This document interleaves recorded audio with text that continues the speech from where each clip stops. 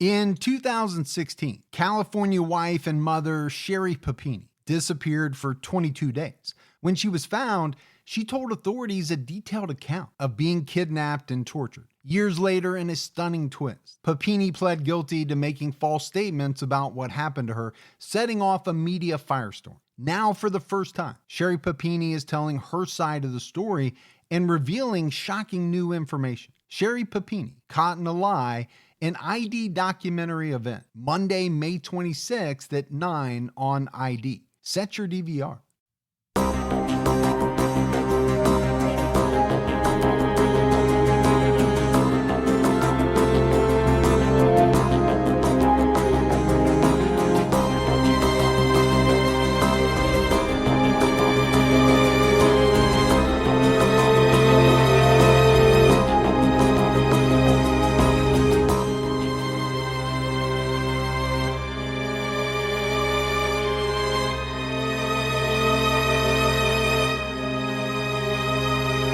Hello, everyone, and welcome to episode 299 of the True Crime All the Time podcast. I'm Mike Ferguson, and with me, as always, is my partner in true crime, Mike Gibson. Gibby, how are you? Hey, man, I'm doing good. Well, it's good to see you. Yeah, same here. I haven't seen you in a week. It's been a long time. It has been a long time. 299. I know. Next week's the big one. It's a huge one. Or a big one. Yeah. And I'll tell you, there's a lot of people that have been guessing. Nobody so far has guessed right. I think there's even a voicemail that we'll hear later with the guest. But, I did want to make an announcement before we get in. This is something that you and I should have done a long time ago, but we decided to start a YouTube channel for True Crime All the Time. We're putting some older episodes out there really to try to find new people. Yeah. I think there's 2 point whatever billion YouTube users. Okay. Hey, if we can get some people to find us and then, jump on the podcast bandwagon, that would be awesome. We would love it. So if anybody wants to help us out, obviously it doesn't cost you anything. Go find our site, at least subscribe. Yeah. That'll help us in some way. Like and subscribe. Yeah. Like, subscribe, view it.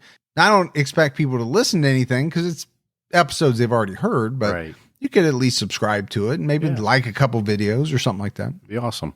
All right, let's go ahead and get into our Patreon shout outs. We had Paula Motsney. Hey, Paula. She jumped up higher than our highest level. She's been with us for a while. That's awesome. Donna Russell. Hey, Donna. Rosie Abbott. What's going on, Rosie? Samantha Fraser. Hey, thanks, Samantha. Mindy Hernandez. What's going on, Mindy? VW Guy 82. Well, thanks, VW. Sierra Ansiu. Well, I'm just going to say hi to Sierra. That's what I'm going with. Maud. Hey, Maud. Tim Lamb. Hey, Tim.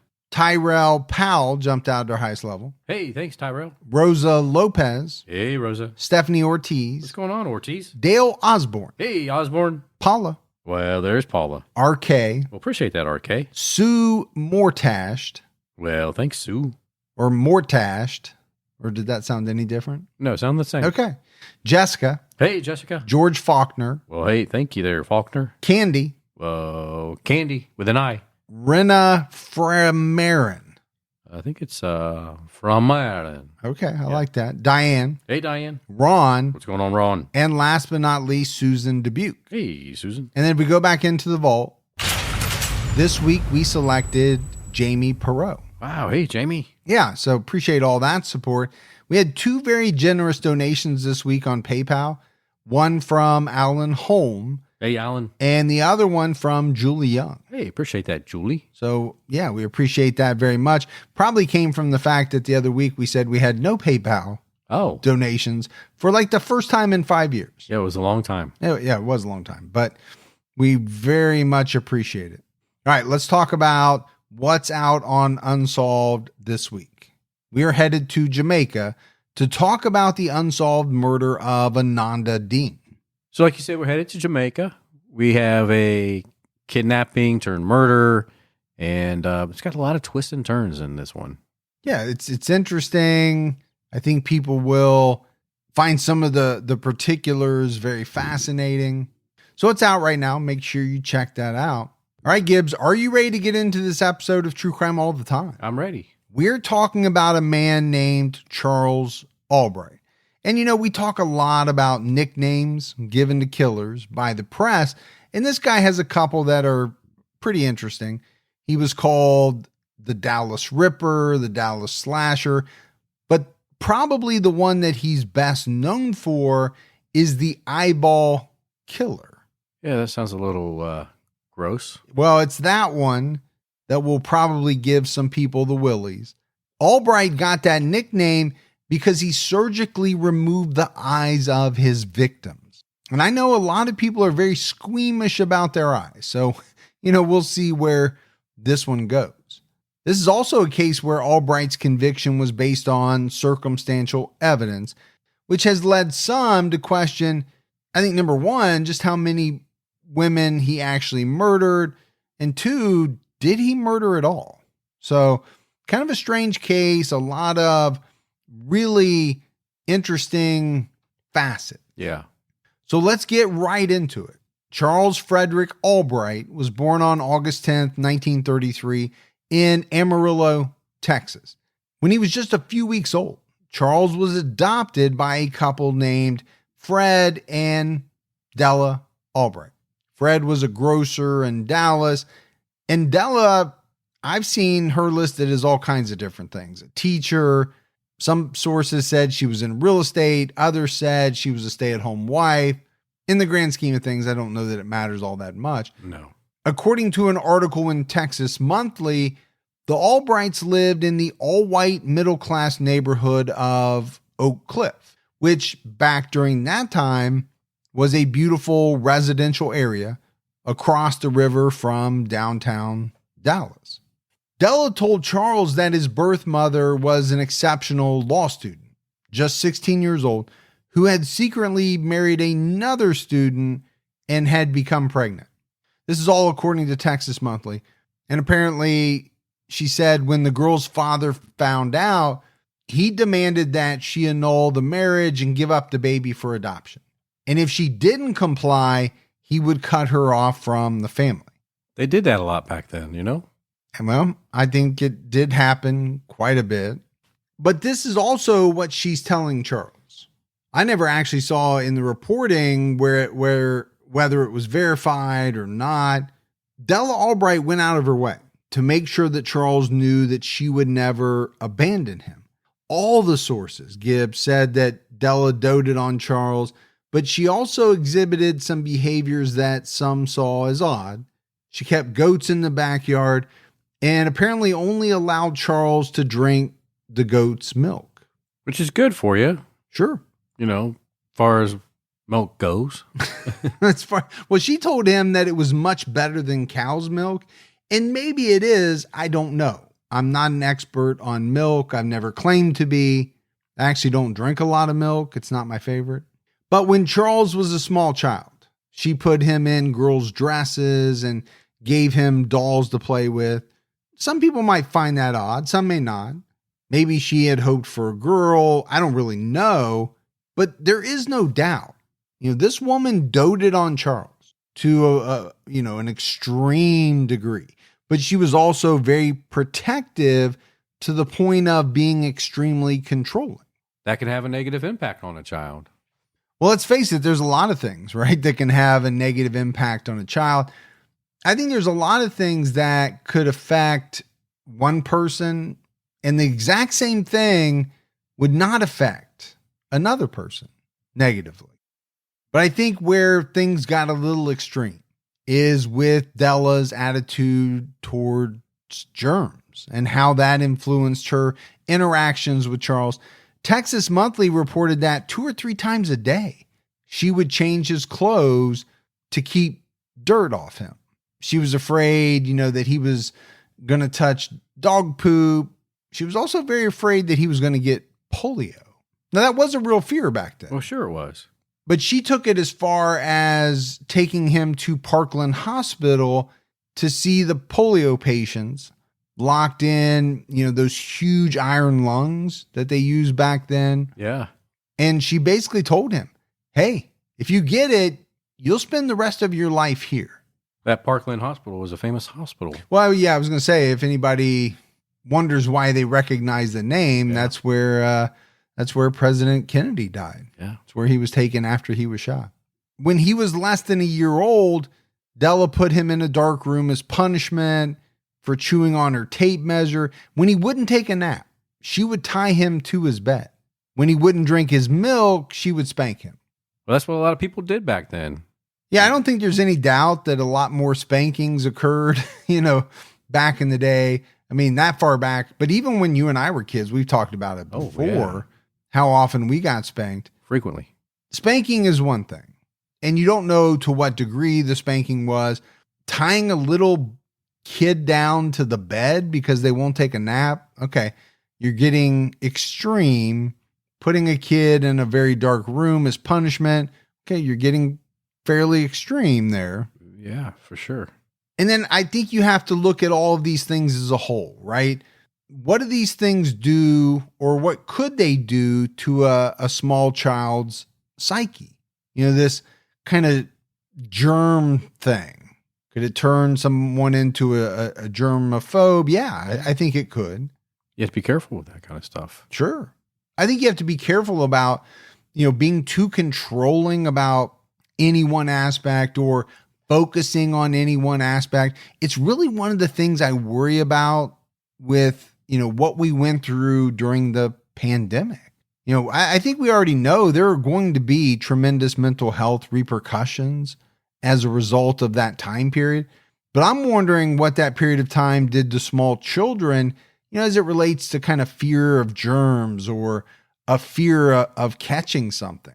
I've read a ton of articles about toddlers who spend essentially a couple of years, most of their life or a lot of their life, wearing a mask, and that had to form something. You hear about kids who, after the mask mandates went away, were scared to death of taking their masks off because they'd gotten used to them. They'd been told you have to wear them. It was almost like trying to take away a kid's security blanket. Yeah, it definitely gave them comfort. Made them feel safe, like you said. But it also removes their people skills. Oh, well, there's no doubt that, a lot of kids were harmed by either not being in school, being separated, not learning some of those people skills, as you put it, or just how to interact with people on a kind of an in-person basis. I already think we're struggling with some of that just because of all the technology. Yeah, without COVID, we were still headed in that direction, right? Just kind of kicked it in a different gear. My youngest was talking on her cell phone the other day, and I was shocked because I never hear her do it. Yeah. It's all text and whatever app that kids are using these days.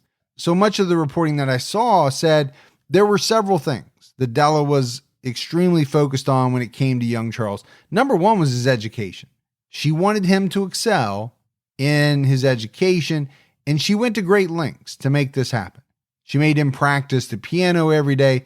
She worked with him constantly on his academics to the point where he was able to skip a few grades early on. So a lot like you.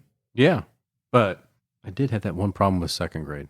Yeah, that took you 2 or 3 times. But once you got second grade, it was like, man, let's just fly this kid through. Absolutely. Well, when you have a Mensa score of 177, it's going to happen. That's probably not even a real thing. You probably just gave yourself away right there. It's true, man. Genius score. Now, the second thing I've already mentioned, that was cleanliness and making sure that Charles didn't catch any diseases. The third thing was how he treated women. And there was a lot in the reporting about how she openly talked to her young son about how aggressive her husband Fred was with her regarding the subject of sex. So apparently she wasn't about to let her son be the same way with women. Now, I'm not exactly sure how that conversation goes with the child. Hey, your father is always pawing at me every chance he gets. I don't want you to be that way. Seems like a strange conversation to have with a small child. Very strange. As he started getting older, going on dates, his mother would drive him on the dates.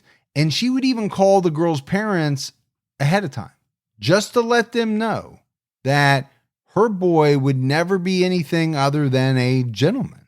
Okay. Seems a little strange to me. I wouldn't want my mom to call my girlfriends, parents saying, hey, don't worry. He's going to treat her good. Yeah. Don't worry. He's not going to try to put the moves on your daughter. Now, is it a bad thing to want your child to be respectful towards women? Absolutely not. No. Yeah. It's like a lot of things we talk about. To what degree do you go to, though? Can you take things too far? Yeah, of course you can. And obviously you can. So Charles was described as a bright kid. I already mentioned that he skipped a few grades. He did well in school, and he was also a Boy Scout. So again, a lot in common with one Michael Gibson. Well, like you said, he's a very smart guy. Yeah, he is. Yeah. Or he was. Now, I think one of the big moments in Charles's life came before his teen years, and that's when his mother introduced him to the art of taxidermy. We've had a couple killers on the podcast familiar with taxidermy. Yeah, and this one's going to be real specific to what is going to come later. There was a lot of conflicting information about, how this happened. She caught him killing small animals and birds. Some reports said that he was given a gun and he started shooting small animals and birds. Some just said that she caught him killing, however it happened. He was into this. Well, and he got real into taxidermy. So, either way it happened, she chose to enroll him in a mail order taxidermy class. Not only that, but it was said that she was there by his side, helping him through the whole thing, sharpen his craft. And he apparently got very good at it, to the point where his mom would proudly display his projects in the house. Wow. And then when people would come over, she would take them over to a cabinet or something and say, hey, look what Charles did. And it was birds, animals. People were like, okay, whatever floats your boat. Yeah. I think some people would say, okay, it's a little creepy. Everybody has to judge that for themselves. But I am picturing this woman saying, Charlotte, you got to come over. You got to see what little Charlie did in stuffing this bird. It's just amazing. But I think where the taxidermy thing really plays in is with the eyes. One thing that Charles definitely learned how to do was to remove the eyes of these birds without causing damage to the area around it. Now, we already said this guy's called the eyeball killer. Right. So obviously you can figure out that this is going to play in.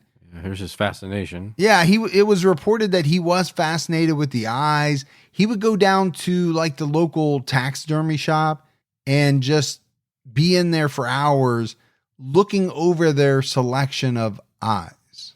Now, myself, I've never been in a taxidermy shop.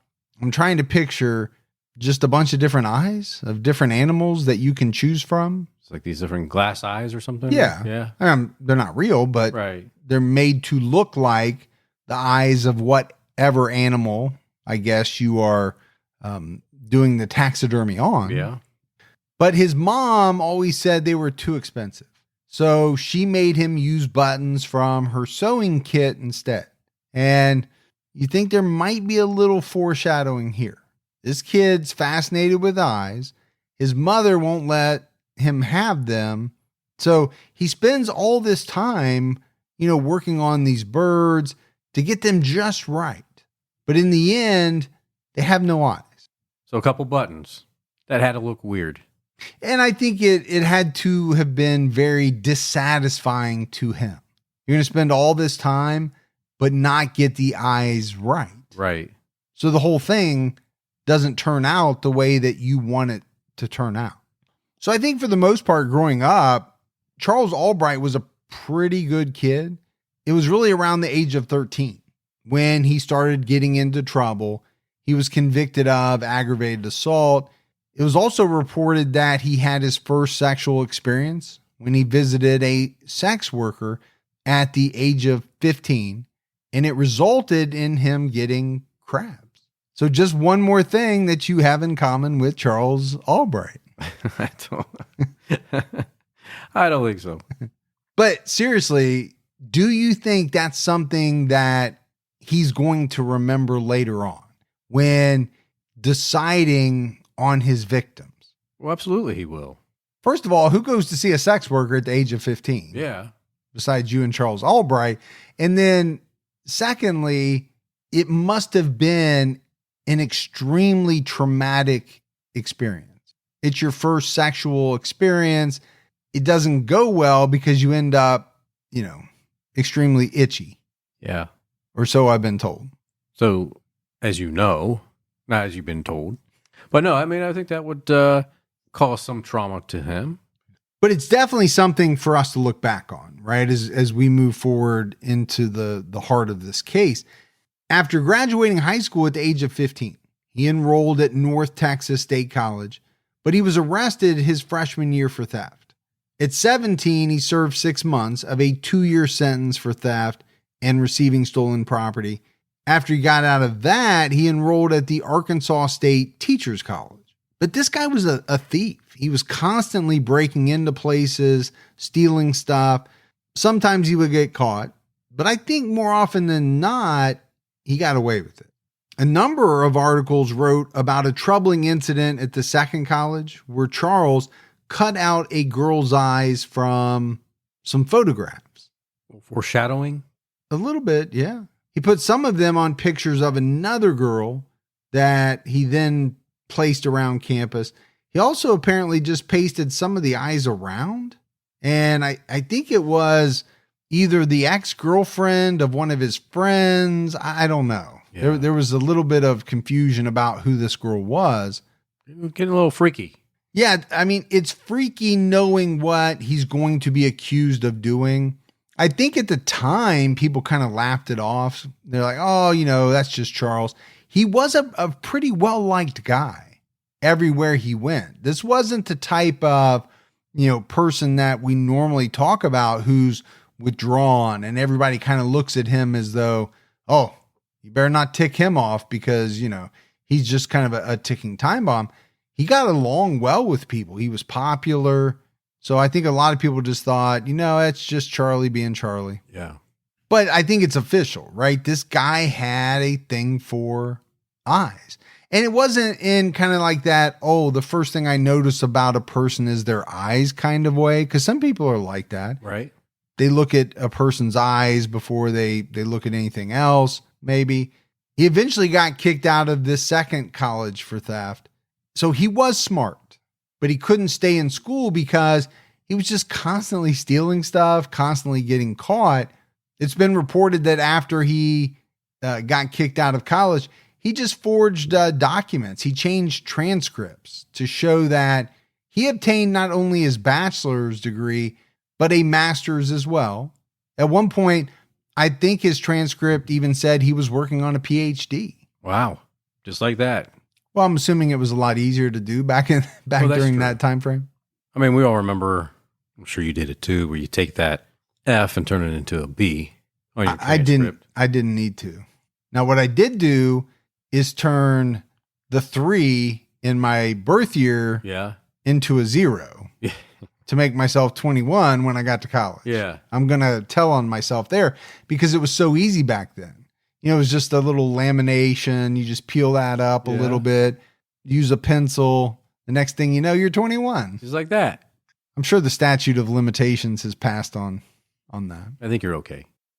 Don't let allergy season slow you down. Get common allergy meds for as little as $15 with GoodRx. So you and your family, pets included, can stop allergy symptoms before they start. GoodRx is free and easy to use. Just search for your prescription on the website or the app, compare prices, and get a free coupon to show your pharmacist. Save at over 70,000 local pharmacies nationwide, including Walmart, Walgreens, CVS, Publix, Kroger, and many more. Check GoodRx before every trip to the pharmacy to save up to 80% on both brand and generic medications. And did you know GoodRx rewards you for saving money too? Join GoodRx Rewards today and earn points every time you use a coupon. Remember, GoodRx is not insurance, but works whether you have insurance or not. And it could be your insurance copay price. I've been using GoodRx for years, and I can't tell you how many times I have saved money even with my insurance. Stop allergies before they start and save big on allergy medications this season with GoodRx. Go to goodrx.com/TCAT. That's goodrx.com/TCATT. Once the temps start rising, I realized I was back in the same worn out rotation. Same tank, same shorts, same everything. So I gave my daily uniform an upgrade with Quince. Their pieces are easy, elevated, and somehow make me feel more put together without even trying. Like they're 100% European linen shorts and dresses from $30.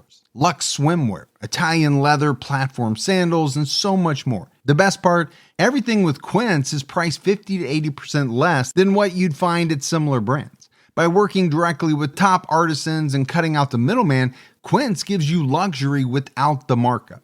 And Quince only works with factories that use safe, ethical, and responsible manufacturing practices and premium fabrics and finishes. I'm getting ready to stock up on shorts for summer from Quince, and I know they're going to be amazing because everything I've ordered has been of the highest quality, and the prices are amazing. Treat your closet to a little summer glow up with Quince. Go to quince.com/TCAT for free shipping on your order and 365-day returns. That's QUINCE.com/TCATT to get free shipping and 365-day returns. Quince.com/TCAT. Charles Albright married a woman named Betty Nestor when he was 20 years old. The couple were married for over 30 years. Now, I don't know what kind of husband Charles Albright was, but either he had trouble holding down a job or he just wasn't really into working. I kind of think it was the latter. There were some reports that said, most of his jobs lasted no longer than about 3 months. We've talked about other criminals that just weren't into work. Well, what did we have a guy last week work 13 days in his entire life? In his whole life. or was that last week or the week before? I don't remember. But, if you're a thief, a burglar, and that's kind of your life, right? You're spending a lot of time on that. Maybe you don't really value the 9 to 5. Yeah. Because you're trying to make your money a little differently. But there was definitely a theme in this guy's life. His wife, Betty, was a high school teacher, and it seemed as though he was more than happy to live off his wife. Later, we'll talk about him living off his girlfriend. But he did have a bunch of different jobs I saw listed. At one point, he made his own baseball bats. Wow. He bought a lathe and just tried to create his own baseball bats. Just turned them right there in his garage. I guess so. Yeah. He worked as a hairstylist in a salon. I could do that. I'm sure you could. Yeah. I think you'd be good at it. He even dabbled as a high school teacher and a football coach. Now, obviously, he had to fake his transcripts and even fake his teacher's license and all that. But, he's got a little bit of catch me if you can in here as well. Yeah. He's definitely flirting with the process. He also worked as a carpenter. At one point, they did catch on to the fact that he wasn't a real teacher. But also during this time, he was just on and off with his life of crime. He got caught forging checks. He got caught stealing a bunch of times. But as with so many other criminals from back in the day, it seems as though every time he got caught, he just always got off with a slap on the wrist. He mostly got probation. And if he ever did serve time, it was not for very long at all. Yeah. And that's frustrating. I always wondered what would have happened if these guys would have spent more time in jail for the crimes they committed. Maybe they would have turned out differently. Yeah, I don't know. It's hard to tell. But I do think, you used the word frustrating. It is frustrating to look back at some of these cases and think, okay, you did this, you did that, and that's all you got? It's going to be even more frustrating as we go along because his crimes are going to get worse and worse. Charles's mother died in 1981 when he was 48 years old. This same year, according to a Radford University timeline, Charles was accused of molesting a 9-year-old girl, and he ended up accepting a guilty plea. Then in 1985, at the age of 51, he pleaded guilty to engaging in deviant sexual intercourse with a girl under the age of 14. For this crime, he received a sentence of 10 years probation. 10 years probation? Yeah. For that crime. On top of the other crime that he just pled guilty to a few years before. That's a crime itself right there. So it's like, get in trouble, get probation. That was this guy's life. So, as we've talked about before, where is the deterrent? Right.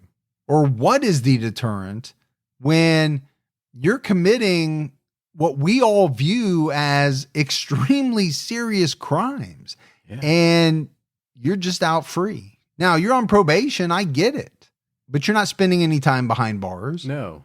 Man, if I'm the family of that girl, I am furious. Absolutely. You have to be. And he wouldn't even finish out the probation before he started killing. Now, the next year in 86, his father died and left him about $100,000. Okay. Quite a bit of money in 1986. Sure. For sure it was. Yeah. What do you think that would be today? It's beep. $800,000. Oh, I think that's way high. Do you? Yeah. I think that's way high.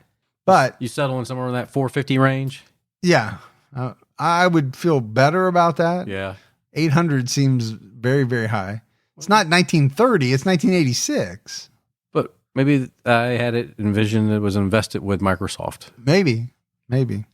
When you do these, are you also factoring in the collapse of 2008, the kind of tough times we're having right now? Yeah, I figured we pulled the money out and did some loan sharking on the side. Oh, so you got other things that you would do. Jump that up a little bit. I got you.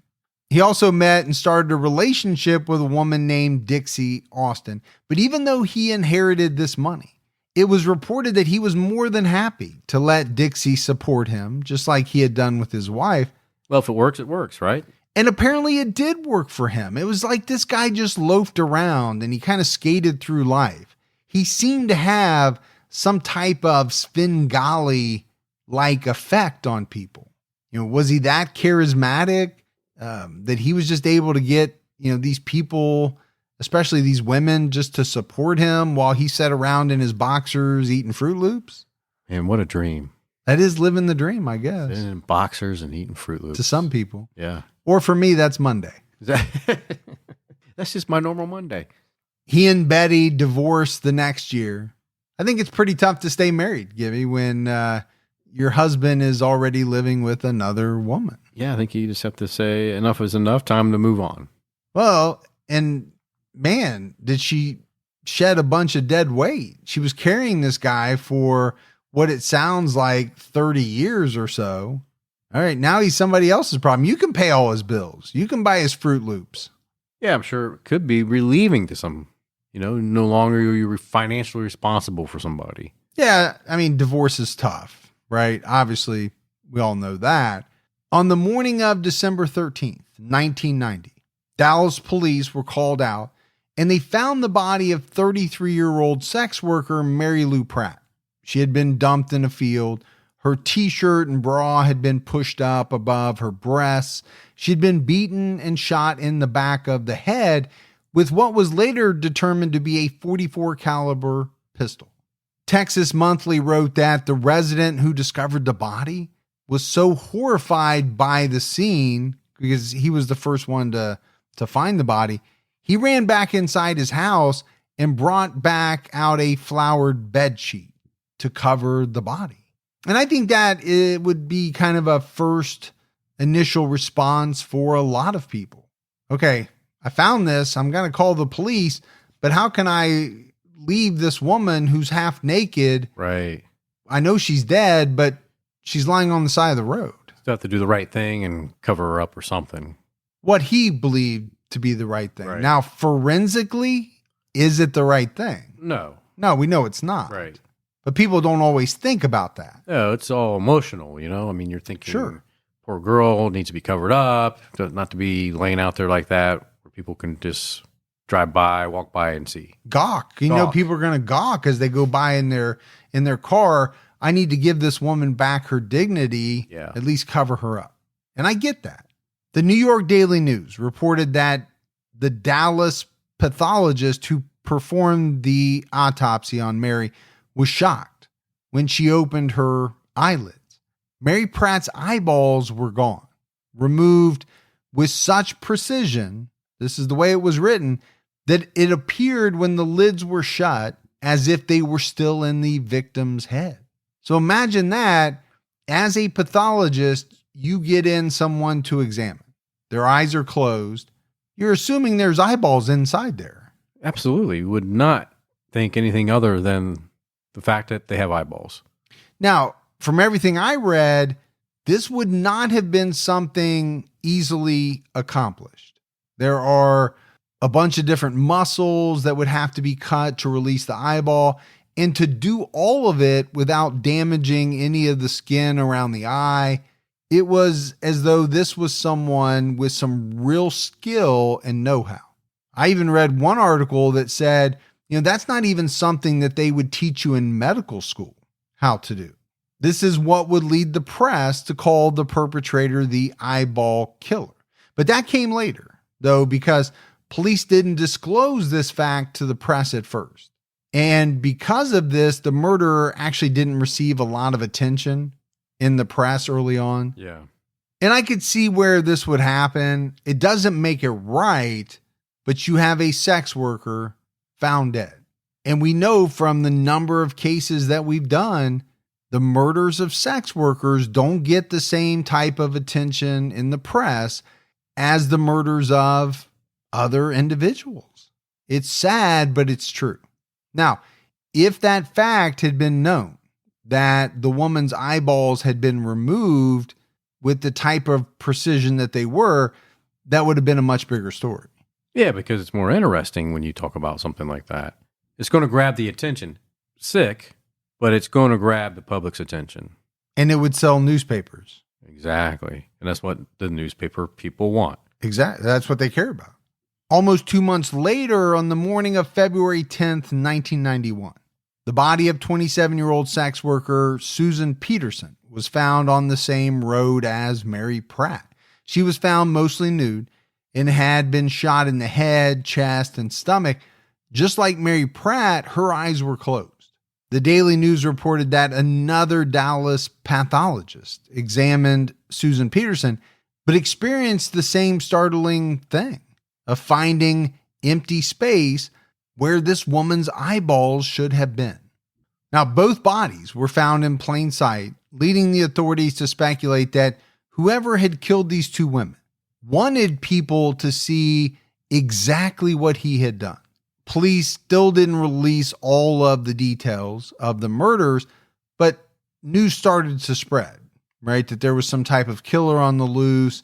Press dubbed this person the Dallas Ripper, the Dallas Slasher. Those were two of the names that were used. We got all kind of monikers going around. They do. What they don't have yet is the eyeball killer, because that fact has not been released. Yeah.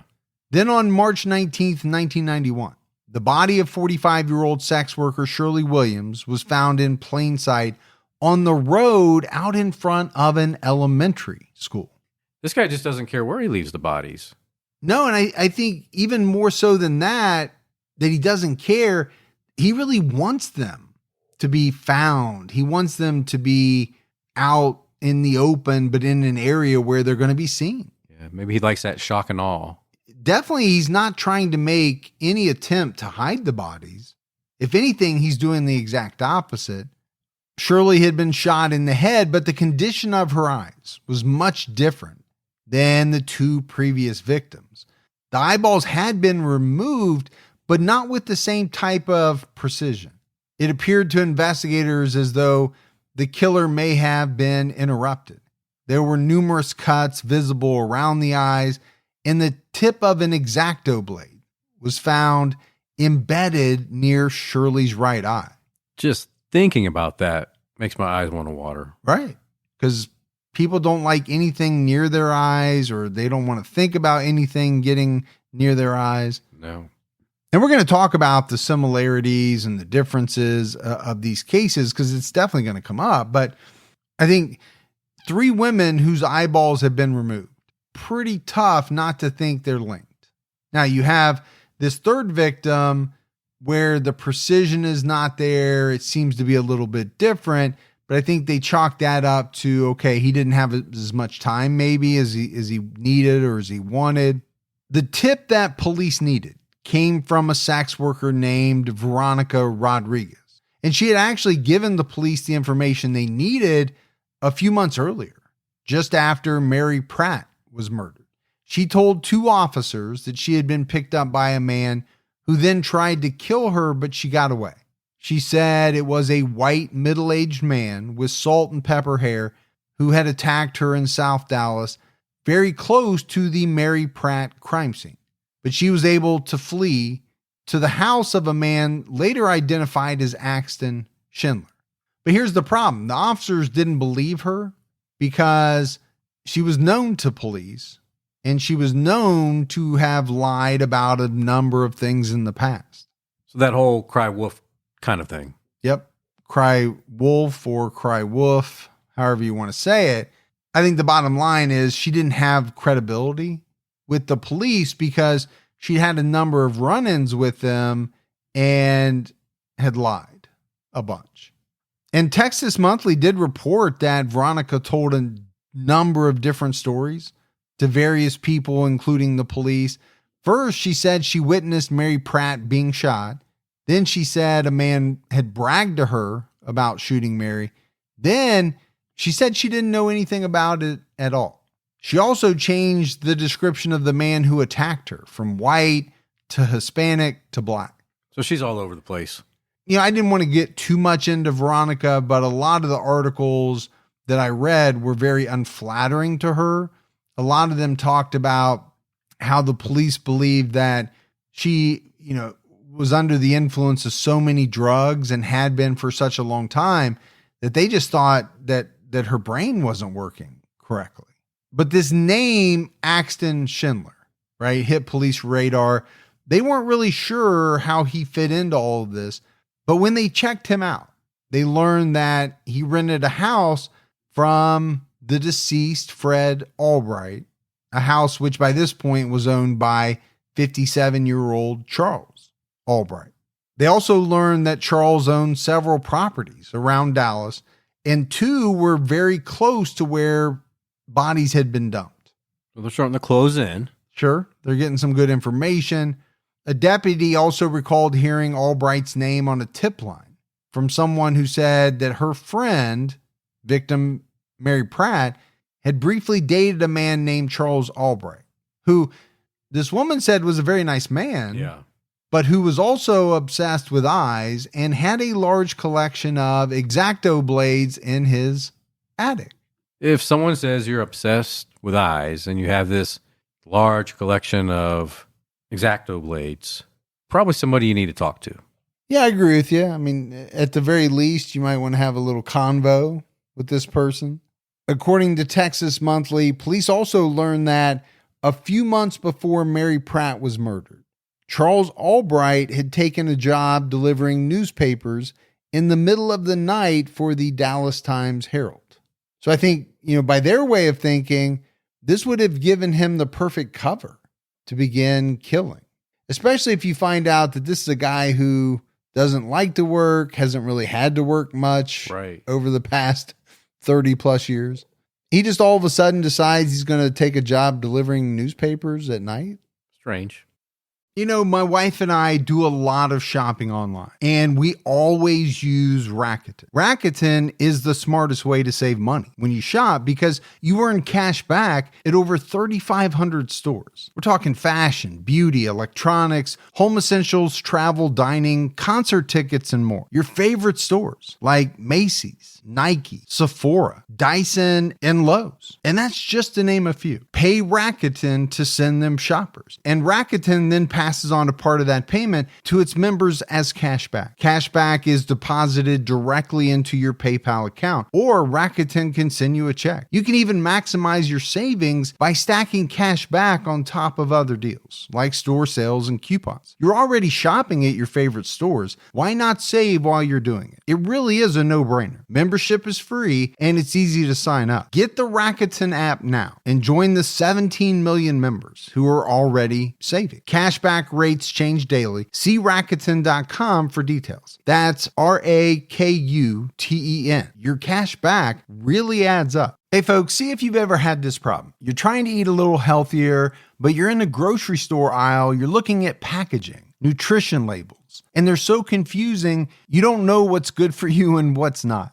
Well, this is why I love Thrive Market, my go-to online grocery store for getting all of my healthy essentials delivered, and I don't even have to leave my couch. Finding better options for the whole family is easy with Thrive Market's Healthy Swap Scanner. Just scan a product and it instantly recommends healthier swaps. This is how my wife and I found our new favorite snack, IQ bars. Sometimes I eat one in the morning with my coffee, sometimes just later on in between meals. They also have so many on-site filters that make it simple to shop by the needs of everyone in the family. Maybe you have someone who needs gluten-free food, somebody that has a peanut allergy. Well, no more scouring ingredient labels when you can just filter it all on Thrive Market. My wife and I often use the high protein filter to stock up on things like Sieti chips. Ready to make the switch? Go to thrivemarket.com/TCAT for 30% off your first order, plus a free $60 gift.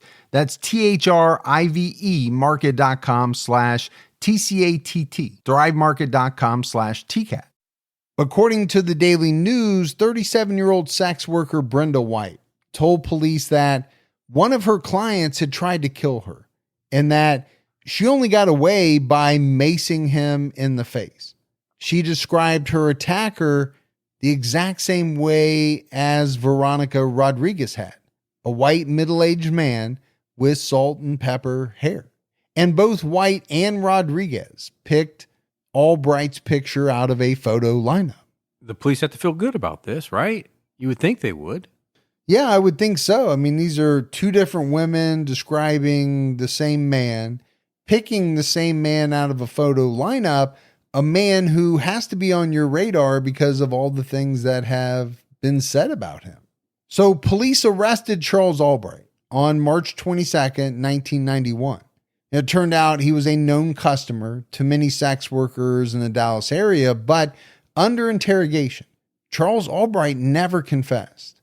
He said he didn't know and had never met any of the sex workers the police were talking about. According to Texas Monthly, during a search of his properties, police found a stash of X-Acto knives, a copy of Grey's Anatomy, a bunch of guns, and at least a dozen books on true crime and serial killers. This guy's really doing his homework. Yeah, half of that I have, so that worries me a little bit. Worries me a lot. I've got a lot of books on true crime and serial killers. But guess what? They didn't find any eyeballs, and none of the guns they found were linked as the murder weapon. But that didn't stop police with charging him with the murder of Shirley Williams. Police believe, though, that he was responsible for the murder of Mary Pratt and Susan Peterson, as well as the 1988 murder of a woman named Rhonda Bowie. So they thought this guy was a serial killer. Sure they did. 4 murders under his belt, but they only charged him for 1. Even though there was a lot of conflicting information and articles on that as well. You know, some said that they charged him with all 4, later dropped 3 of them. But most of the things I looked at said that he was only ever charged with the 1, the murder of Shirley Williams. I know that's all he went on trial for. So he's been arrested. He's been charged. Obviously, it hits all the papers. And papers listed Albright as a carpenter and part-time newspaper carrier. And as always happens, Gibbs, after someone is arrested for, some brutal murders, the press, they go out and they talk to the person's neighbors. The Associated Press reported that some neighbors described Charles Albright as the gentlest man they'd ever met. A woman who lived next door to him called him a sweet person who often cooked in his backyard and tended to his flower garden. She added that he was always pleasant and often gave candy to her 3-year-old granddaughter. This was the same time that police were telling papers that he was a ruthless killer who picked up sex workers, killed them, and then dumped their bodies on residential streets. Well, and the papers are telling the public. So I always find it kind of fascinating that I get it as a neighbor. You know a person as X, right? However you know them. And these people were saying, this guy was great. All he did was cook in his backyard and tend to his flower garden. He even gave my granddaughter candy. Okay. Yeah. So my question is, can you be both? Can a person be both? I think the person can be, and that's pretty scary. Yeah. I think we've seen time and time again that at the very least, they can appear to be both, right? They're doing all of these bad things under the cover of darkness or whatever, but they're putting out something completely different to those around them. A Jekyll Hyde thing, you know? Yeah, either that or are they the bad person all the time, but they're smart enough to be able to mask it to these people that they have to interact with day in and day out. That could be the case as well. And don't forget, he was married. He's got a girlfriend at the time that these murders occurred. So I'm assuming he wasn't showing the monster to his girlfriend, because I think she was pretty shocked to find out that police thought he was murdering, these women. Albright's trial began in late November 1991. And, really what the prosecution had was mostly circumstantial evidence. They brought a number of sex workers to the stand who had experiences with Albright. They testified that Charles Albright was a violent man. The prosecution also showed the jury autopsy photos of the women, and they really focused on the eyes and where the eyelids had been pried open to show nothing but empty eye sockets. Kind of makes me cringe when you say that word. But what's it going to do to a jury? Oh, so it's making you cringe. You're sitting here in the comfort of the studio. Sure. Now put yourself in the place of a juror, right? You're listening to all this kind of brutal testimony. You can see this guy. He's about 15 feet away from you. You know all the things that the prosecution is saying about him. And now you're forced to look at these pictures of these women who had their eyeballs cut out of their sockets.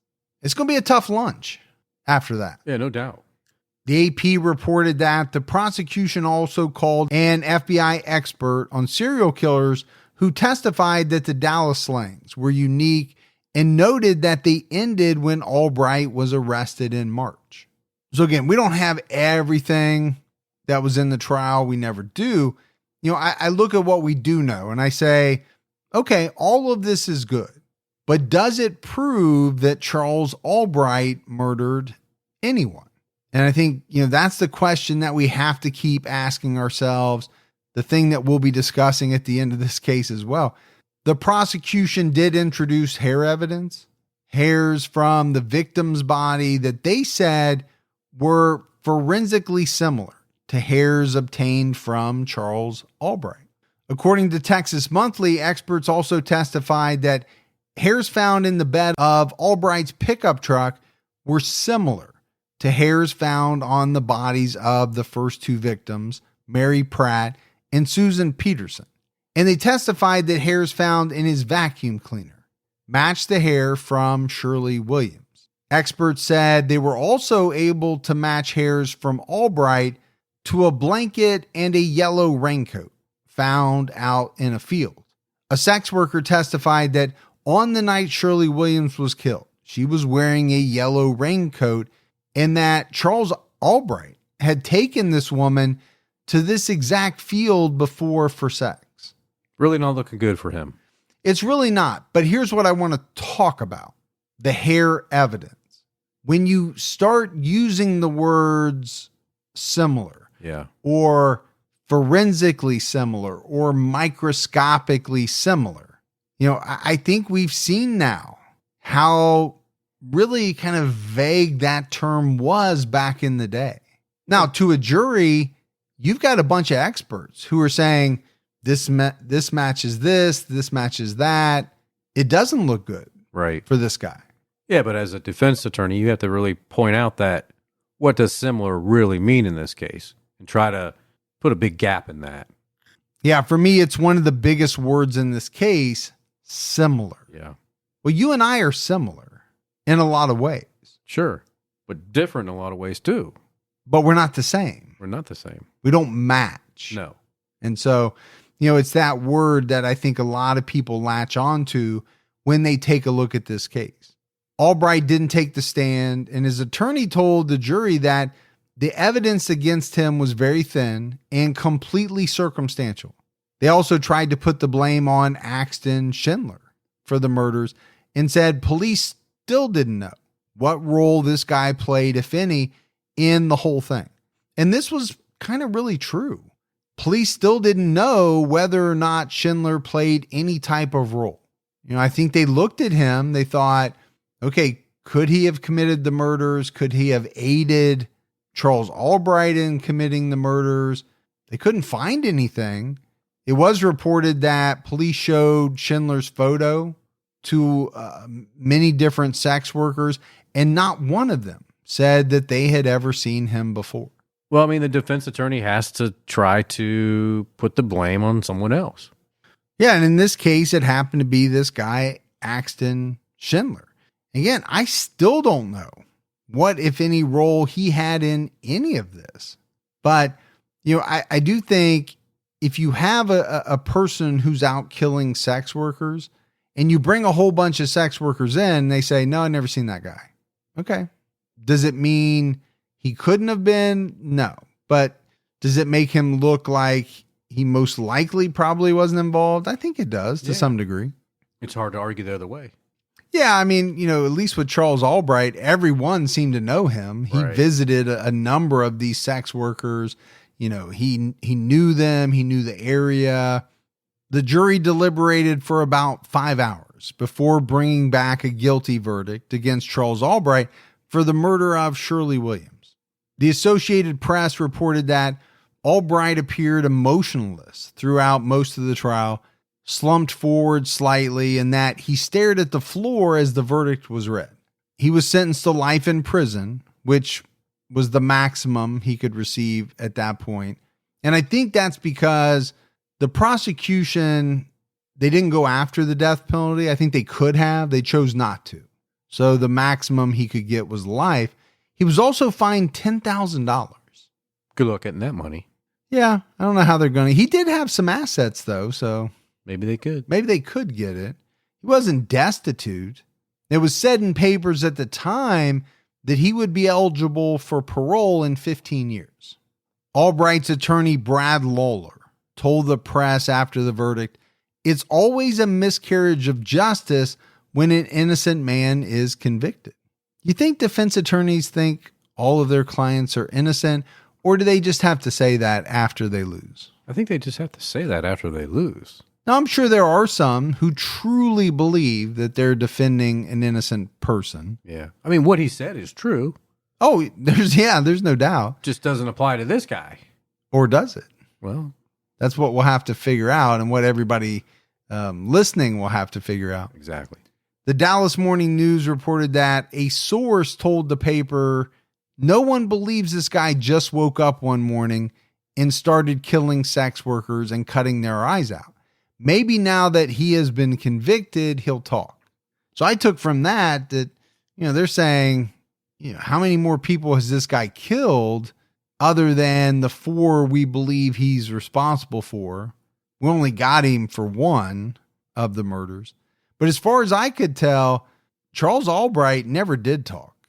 He was housed at the John Montford Psychiatric Unit, where he died at the age of 87 in 2020. There really was very little about him. Yeah. There was some articles written about him in the last, 4 to 10 years, but there wasn't anything new. It was all kind of a recap of the case and what had happened. So as we wrap up this case, I found it to be pretty fascinating for a number of different reasons. You have this guy who was in and out of trouble for most of his life. There's no doubt in my mind he had a very strange fascination with eyes. He visited sex workers in the area where these women were killed, but did he kill them?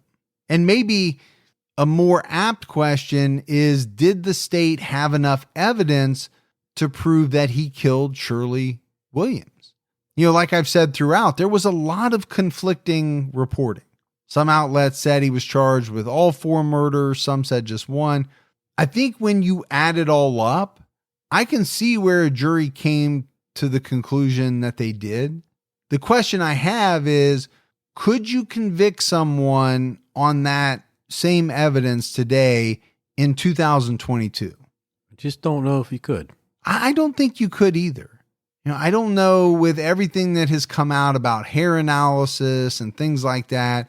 At the very least, I think it would be much tougher. I think it's been proven that a lot of people were convicted, based on hair analysis, where one expert said, this is microscopically similar to the other. I think you and I have even talked about it before. I remember one case where, that was said by an expert. And then later on, they figured out that it wasn't even a human hair that they were comparing to. It was like a fiber or a dog's hair or, something like that. Well, how can it be microscopically similar? And just exactly what does that mean? Right. Because they didn't have the technology, I guess, to say this matches that. Now, that's not to say that I believe Charles Albright is not a killer. It's more of a question of, did they have the evidence to conclusively say that he killed, at the very least, Shirley Williams? It's hard for me not to think that at least the 3 women that we talked about the most were not killed by the same person. I mean, the cutting out of eyeballs is a pretty specific thing. Kind of reminds me of those sisters we talked about back in the day. Poppin? Yes. Poppin? Yeah. I forget exactly how you say their names. Yeah, it also reminded me a little bit of that movie Red Dragon, where Ralph, is it Ralph Fiennes? Is that his name? He was the bad guy, right? And he would go in, he would cut open the eyelids so that the people were looking at him, I think. Oh, yeah. Yeah. It was kind of freaky. Yeah, it was really freaky. Yeah, I don't know. I just found it a fascinating case overall, given his history, given, this strange fascination with eyes. It's kind of hard to believe that he was not involved in these murders. And I hate to second guess a jury. I don't like to do that because we weren't there and we didn't get to hear everything they heard. Sure.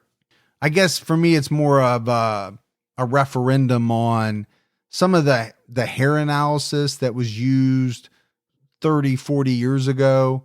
And we now know that some of that was not correct. And they never did figure out what happened to the eyeballs. Yeah. This is a freaky thing, man. I think when you think of eyeballs, because you can actually relate to it. When you think about... Why? Because you have eyeballs? Because you have eyeballs. And because you know how much something can hurt, with your eyes. I mean, you could scratch my arm and be like, okay. You scratch my eye, it's a different type of pain. So I think about, what that would have felt like, even if, and what it must have taken to take the eyeballs out too. Just like, how gruesome is that to go into somebody's eye and pull that out and remove it? Yeah. The other thing that I wondered was, where did the perpetrator or Albright do this at? Yeah. Did he really try to do it at the scene where he left the bodies? Because we talked about how public they were. Or did he do it somewhere, behind closed doors and then transport the bodies? That seems like a more logical conclusion. But as a killer, to take the eyes, that's one way to get the attention of police, the public, right? More so than just killing someone. Well, and if we think about trophies, let's assume that the eyeballs were trophies. Yeah. It's kind of, one of the most macabre type of trophies that, you can think of, because I can picture this guy putting these eyeballs on a shelf. Yeah. And he's literally looking into the eyes of his victims. Yeah. How scary is that? Yeah, very scary. But that's it for our case on Charles Albright. We got some voicemails, Gibbs. You want to check those out? Yeah, let's hear those. Hi, I just finished listening to your Lionel Richie episode, or your Lionel, whoever it is, episode, sorry. And I just have some comments to say about how he's going to do coming out of prison. They don't offer programs for people in prison. They say they do not. Once you've been in prison, it is very hard to come back from it. It is a lifestyle. It's not a place that you're put into. It becomes a lifestyle for these people. So, being there longer than he has a huge uphill battle, and I feel like people don't always give people that have been in prison enough credit for what they have facing them when they leave. They just think that everyone that went to prison is a terrible person and they deserve to be there, and that can't be furthest from the truth. So I hope that this sheds another light on it. And thank you. I love listening to your podcast. Bye, guys. Yeah, I've actually heard that before, Gibbs, from some people who have been in prison. Yeah. Now, does it depend on what you were in prison for? People make mistakes. And, you know, my thought has always been, if you're sentenced and you do your time, you come out with a clean slate. The problem is, I don't think a lot of people look at it like that, kind of along the lines of what she's saying. Sure. It's harder to get a job. It's harder to do that. It's hard to do everything because of the stigma of having been in prison. Hey, gentlemen. This is Al from Calgary, longtime listener, but first-time supporter. Decided to stop being a freeloader. Anyway, I love you guys. I fall in age-wise somewhere between you two, so sometimes your pop culture references just crack me up. I do have one suggestion. I know you guys got a lot of friends up here in Calgary and a lot of friends in Canada, but I don't know if you've ever heard of the story of Nick Raspberry and the stuff that went down between him and his neighbor a couple of doors down. You know, these guys were getting along with their wives. The wives go to bed. One guy winds up dead. Kind of a cool story. So please look into it. Other than that, you guys are awesome. And, you know, keep your own time ticking. Cheers. Cool. That's, you know, at first that sounded like a Wednesday night for you, Gibby, until somebody turned up dead. But no, I've never heard of that story. So we'll check that out. And we do have some amazing friends in Calgary. We do. My guess for the big 300 is Albert Fish. If not, I really, really hope so. Thanks, guys. Keep your own time ticking back. So I think I mentioned on Patreon, or maybe it was on Patreon, a lot of people guessing what is episode 300. Yeah. Nobody's got it yet. And I will say it's not Albert Fish. So he's going to be disappointed. Well, We will do Albert Fish. He's will. been on the list for probably since 2016. We just haven't done him yet for some reason. but you're close. You're close. Yeah. You're in the ballpark. Obviously, we know it's a bigger type killer. Yeah. And so people are just going to be surprised by who it is. Don't give up, man. Keep trying. Don't give up. Don't stop believing. We did have one thing in the mailbag.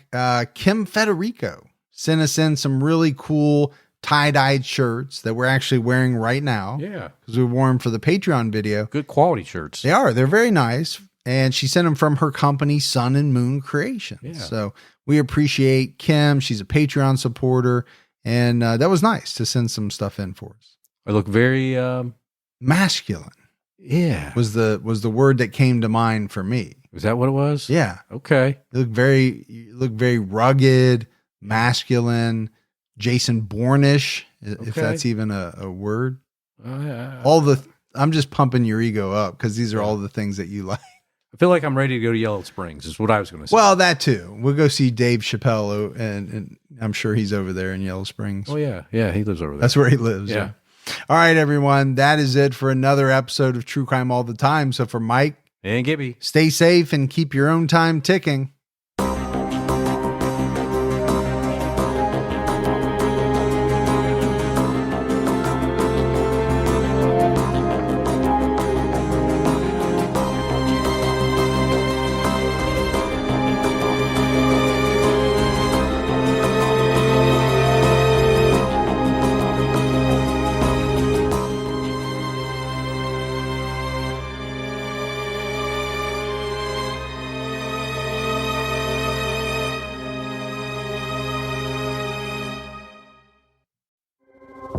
It was over 30 years ago that Clifford Olson first called me.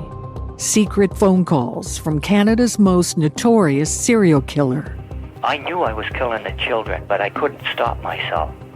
Now it's time to unearth the tapes. because I believe there are still answers to be found. I'm Arlene Bynum from CBC's Uncover, Calls from a Killer. Available now.